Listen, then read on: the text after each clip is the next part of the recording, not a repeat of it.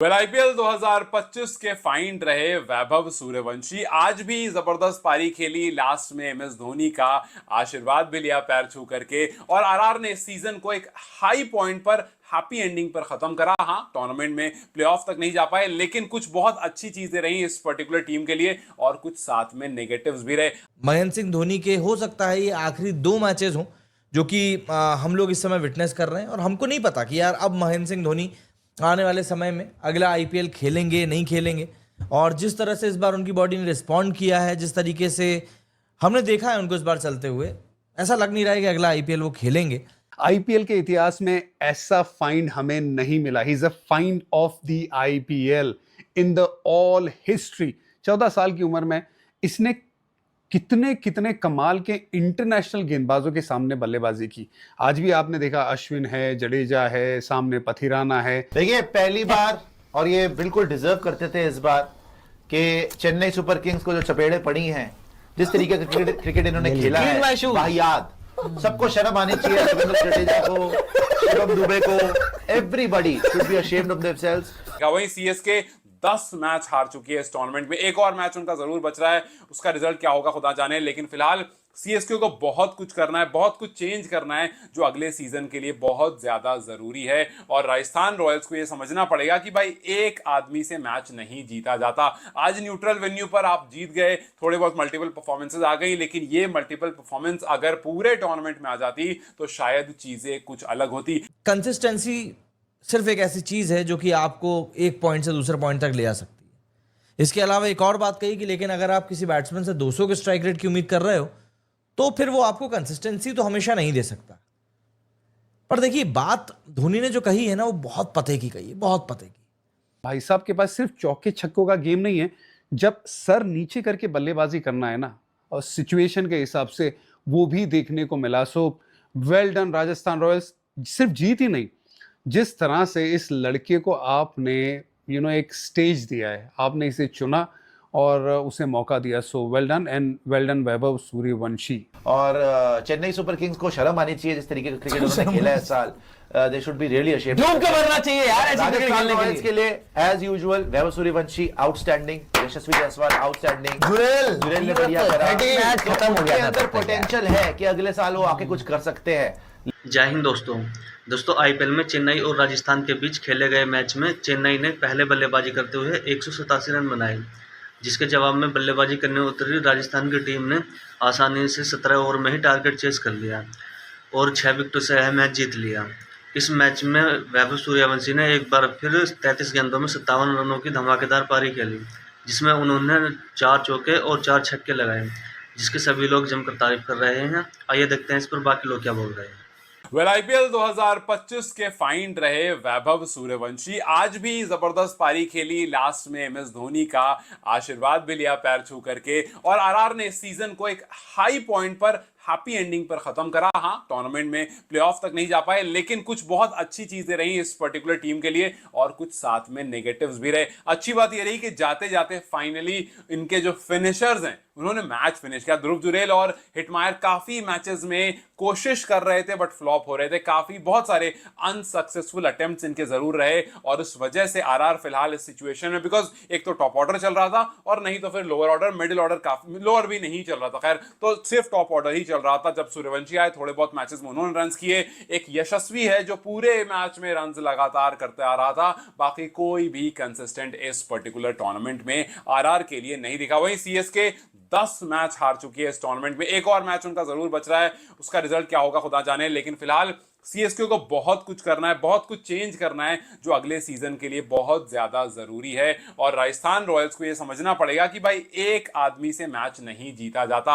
आज neutral venue पर आप जीत गए, थोड़े बहुत मल्टीपल परफॉर्मेंसेज आ गई, लेकिन ये मल्टीपल परफॉर्मेंस अगर पूरे टूर्नामेंट में आ जाती तो शायद चीजें कुछ अलग होती। आरआर के लिए 2 ही इंसान है जो इस पूरे टूर्नामेंट में चला, एक सूर्यवंशी और दूसरा यशस्वी जायसवाल तो मानो यार कंसिस्टेंट हो गया इनके लिए। अब देखो 2023 में भी इस बंदे ने 625 रन किए, 2024 में 435 किए थे और इस सीजन में भी 559 रन किए। सो हर सीजन में आकर के रन्स करना, हर मैच में आकर के रन्स करना, अकेले इंसान से टूर्नामेंट नहीं जीता जाता। हाँ, ये बात जरूर है कि यशस्वी की इन पारियों के बाद ये सवाल जरूर उठाया कि भैया यशस्वी या फिर Abhishek Sharma, T20 world cup में कौन बेहतर विकल्प होगा। भाई ये वंडर बॉय है, Vaibhav Suryavanshi is a wonder boy, there is no doubt about it.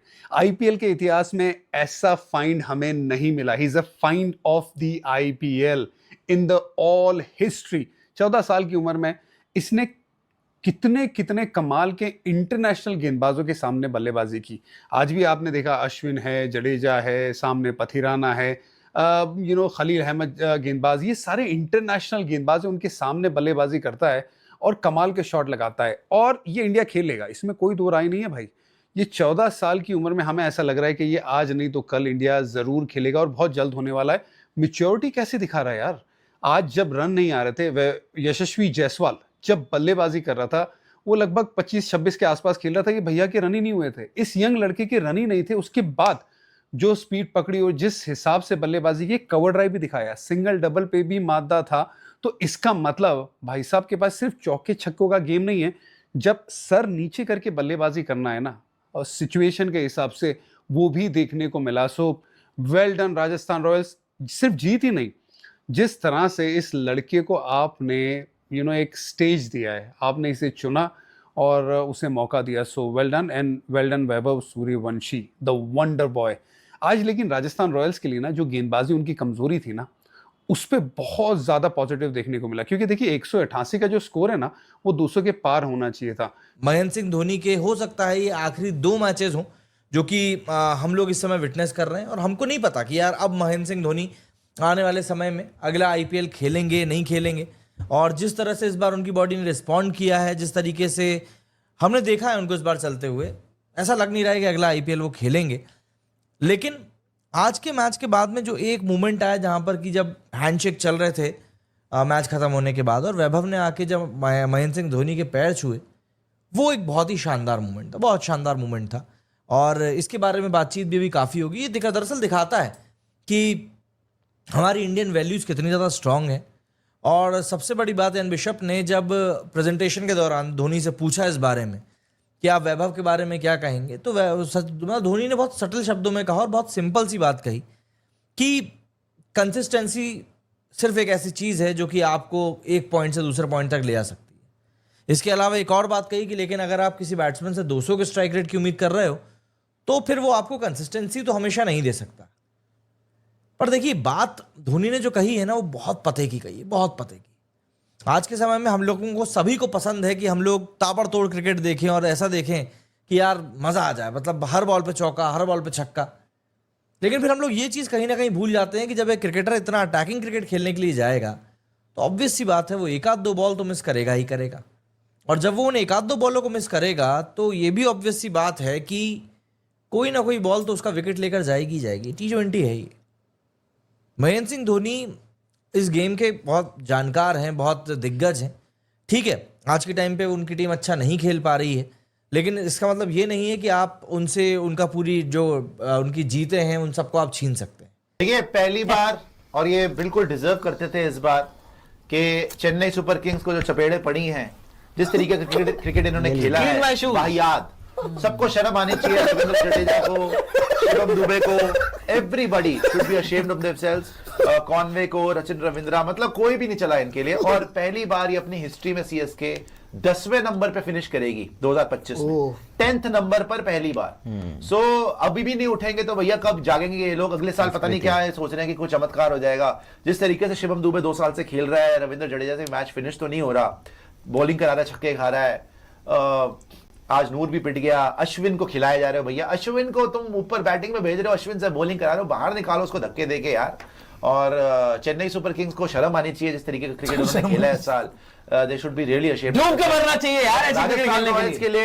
As usual Vaibhav Suryavanshi outstanding, Yashasvi Jaiswal outstanding, Jurel ने बढ़िया करा। मैच खत्म हो गया था। अंदर पोटेंशियल है कि अगले साल वो आके कुछ कर सकते हैं, लेकिन चेन्नई सुपर किंग्स के लिए टेंशन ही टेंशन है। सो फिटे मुंह आपका पांडे जी कि आपने इस घटिया टीम को सपोर्ट किया। और आप किस मुंह से बोल रहे हैं? एक मोमेंट हुआ, राख खाक एक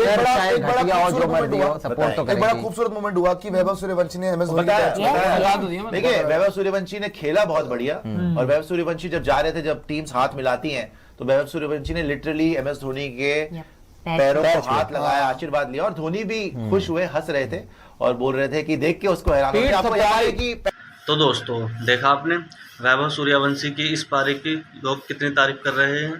दोस्तों अगर वीडियो अच्छी लगी हो तो वीडियो को लाइक और चैनल को सब्सक्राइब जरूर करना, और साथ ही वैभव सूर्यवंशी की बैटिंग आपको कैसी लगी कमेंट बॉक्स में कमेंट करके बताना। तो चलिए दोस्तों, आपके सपोर्ट के साथ मिलते हैं अगली वीडियो में।